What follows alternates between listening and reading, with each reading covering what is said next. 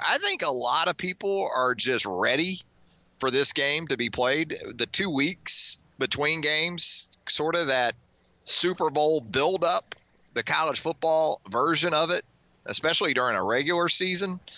I think Charlie is one of those people. What about it, Charlie? You ready for this thing just to kick off at this point? Yeah, I'm looking forward to kickoff. I'm not necessarily excited about the events leading up to that and getting to the stadium and all of that. But, yeah, it's this LSU game, it always seems like there is just a tremendous amount of buildup and excitement, and it always falls right there after the bye week. So you have essentially, like you said, 2 weeks to talk about it. And then you get to Wednesday of this week, and you're just like, well, we've pretty much covered everything at this point. This year, obviously, with Tua's injury, that has added something to the conversation. But yeah, I mean, with everything going on Saturday, I'll be looking forward to about, I don't know, 145, 150 to get here and to be experiencing kind of the buzz around the stadium and kickoff ready to be here.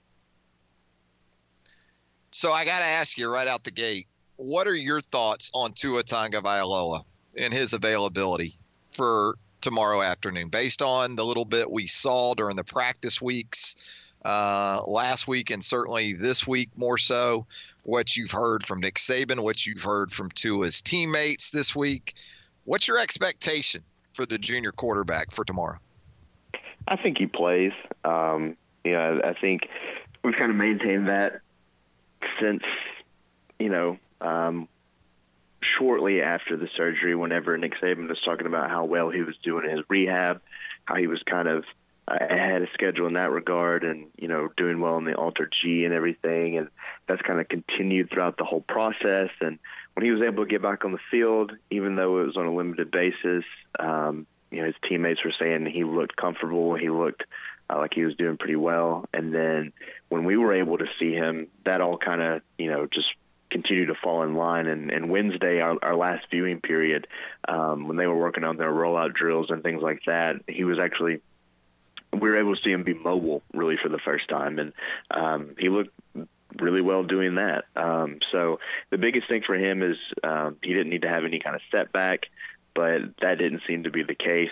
On last night's radio show, Nick Saban didn't really have any kind of update, and you didn't expect him to really. But he shared that he was a lot more aggressive in his rehab, and I think Tua, from the outset, wanted to play in this game, and knowing he was going to have the same kind of procedure that he had last year, and knowing how his body was able to recover, I think that was always the goal.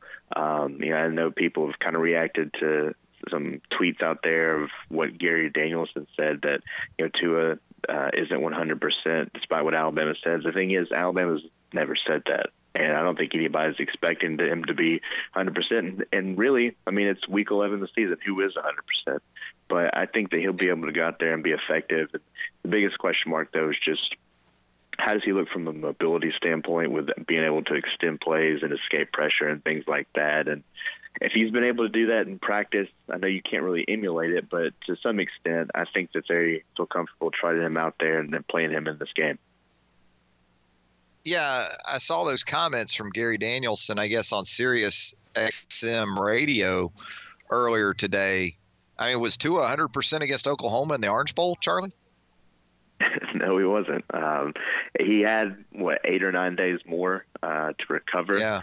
But, I mean, we were still – it wasn't quite this extent, I feel like, with the Tua watch. I feel like I've posted 1 or 2 stories every day about this dang ankle. But, last year he had the whole award circuit where he's, walking around with a walking boot. He did that at the Heisman Trophy and things like that. And it was still a question mark in that game. But, he went out and kind of torched Oklahoma's defense. Now, Oklahoma's defense is an LSU's defense. And, I think the Tigers certainly have a more capable defense and are going to try to put pressure on him. But he was able to go out there and have success. And even in this game last year, I mean, he had the knee injury, and he was able to outrun LSU's defense for, a 44-yard touchdown.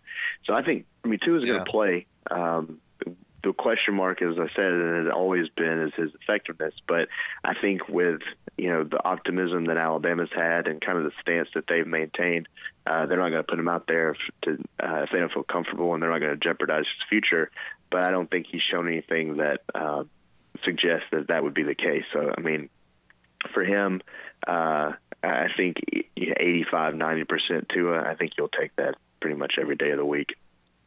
Yeah, if he's 85 to 90%, that great homeopathic elixir known as adrenaline can get you to 95%, right? In that type of situation. And that may be exactly how it plays out for Tua Tagovailoa tomorrow afternoon. Charlie, it seems like here in the last 12 hours or so, we've seen some – you talked about social media a minute ago. We've seen some tweets from some Alabama players sort of pointing to at perhaps some perceived disrespect of this Alabama team, and maybe more specifically, Charlie, this Alabama defense going into the game.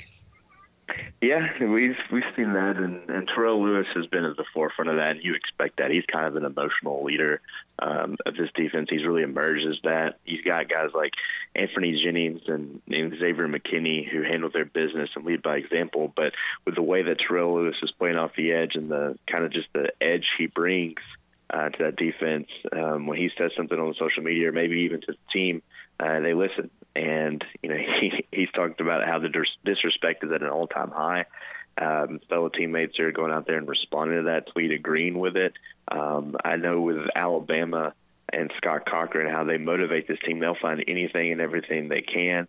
I haven't really heard much from the LSU side of things ever since the end of the game, whenever Justin Jefferson, the wide receiver, talked about how they were going to go for Alabama's heads and dominate this game. But with this buildup, like we've been talking about, you have everyone and anyone in the media talking about this game, and a lot of people have been picking LSU, and we've talked a lot about this LSU offense and even some about this LSU defense and the talented players they have in their secondary, but we haven't really talked much about Alabama's defense, and that might be the case where that's brought up to the players.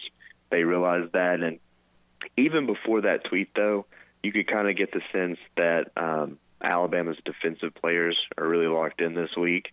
I know that any trash talk, anything like that, isn't going to make a difference in the game, but it does kind of change your motivation during practice to prepare and to really lock in. And I know this defense hasn't been what Alabama fans are used to seeing in years past, but they're improving, and I think a motivated Alabama defense led by guys like Terrell Lewis and the guys I mentioned, I think they can go out there and get the job done if they can make enough plays and get enough pressure on Joe Burrow this weekend.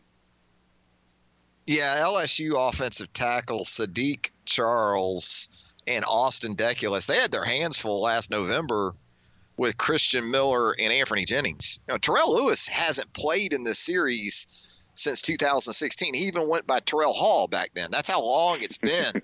So there's a little bit of intrigue, a little bit of mystique where it comes to Terrell Lewis, and you get the sense he's going to be a lot to deal with tomorrow. Now, other areas of this defense, I know you've got right now on the front page there at BamaOnline.com, you've got Christian Harris featured. Now, he's a true freshman, so that makes it a little difficult, I guess, in sort of trying to go in depth on a player because of Alabama's media policies with true freshmen, but looks like you did a great job of it nonetheless, Charlie. Tell us a little bit more about what you learned about Christian Harris in putting this piece together. Yeah, you're right. You can't talk to freshmen. So, I talked to his mom, who's great, and she just talked about just his process, his progress, and really we didn't talk all that much about LSU, being that Christian Harris is from Baton Rouge, but it was obviously brought up. But the biggest thing for me is that he's a guy that is a perfectionist, and he's his toughest critic. And his mom said that after the game that he will spend anywhere between 30 minutes to even 2 hours just, standing in front of his family and showing them the things that he did wrong in the game just because he has to get it off his chest because it just eats at him. And he's done a better job of trying to stress out a little less about things like that. And making the calls. I think he's playing a little bit more comfortable and confident, and things have slowed down for him. He's had to take a step back and say things like, wait a minute, I can do this. You don't have to be perfect every play, but that's going to come. He's progressing, and I think that's shown on the field. And obviously he's a guy that came in and he had never played the linebacker position before, but I think Nick Saban and Pete Golding both felt good about his athleticism and ability and ceiling there. And he was kind of thrust into action early with Josh McMillan going down in that first preseason scrimmage. But he's come along. I think he was very apprehensive and anxious about calling the defense, as you would expect for someone that has been on campus since May 27th and has never played the middle linebacker position before in his life. So I'm sure that took a lot of nerves, but he settled down.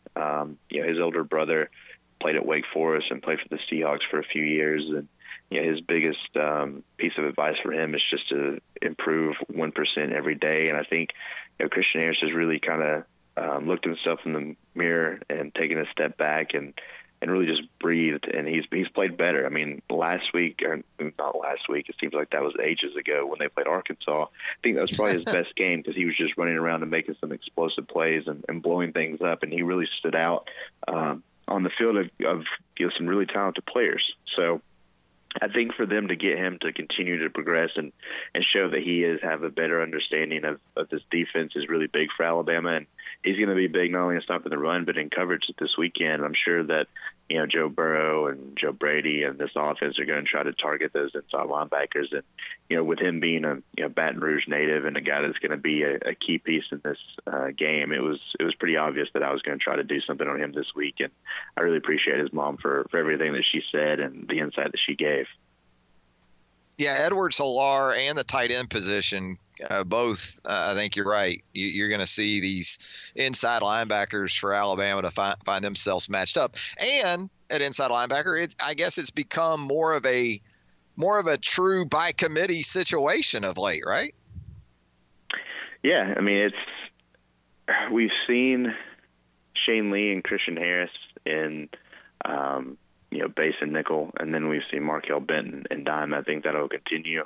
They kind of have like their dime package mixed up a little bit, where we've seen Benton and Christian Barmore. And I know it's going off script a little bit, but Nick Saban was pretty complimentary of Christian Barmore in his radio show last night, talking about how he was just making mental errors, and you and I have talked about that before. I'm pretty sure on this show, on our podcast, just in person. But he has more confidence. I think, a guy like Benton, they like his experience, and they wanted to find a role for him. So they're mixing things up. And the good thing is that gives those young linebackers a breather. They can go on the sideline for a minute and, just kind of observe or maybe talk to the coaches. Here's what you're doing wrong. Here's what you should be looking for, things like that. And it isn't necessarily the case anymore, but back early in the season in SEC play, whenever they're on the field for 86, 88 plays a game, that's crucial. So facing an offense like LSU that can move the chains, any little break helps. And I think that Alabama's going to probably continue to go with that with Benton at Mac and base, or in dime, and the other two in base and nickel. There you go. Charlie Potter with a great profile of Christian Harris, the true freshman weak side linebacker from Baton Rouge, Louisiana. Right now, you can find it at BamaOnline.com. Well, Charlie, I guess I'll see you down there about 6:30 tomorrow morning. I'll bring the donuts. You bring the coffee, all right? All right, I'm heading over to the stadium, or the quad, at 1 for game day availability, and we'll see if I don't just elect to find a spot under a tent and spend the night there. Yeah, go Bonnaroo style, just camp out tonight. All right, Charlie, thanks a lot, man. No problem. Thanks for having me, man.